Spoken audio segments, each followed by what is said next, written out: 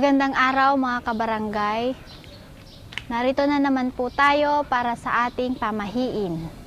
Ang pamahiin ay isang walang basehang paniniwala hinggil sa mga bagay-bagay na wala namang relasyon sa isa't isa.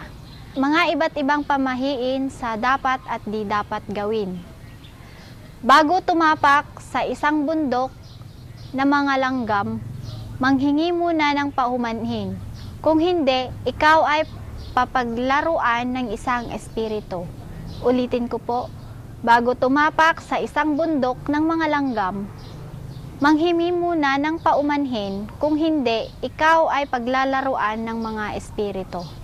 O mga kabarangay, ang mga ito ay pamahiin lamang na namana natin sa ating mga ninuno at nagpasalin-salin na sa maraming henerasyon.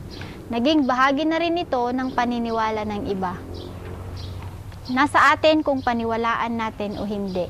Para sa mas marami pang mga pamahiin, bumisita lamang po kayo sa aming website sa www.kabarangay.com.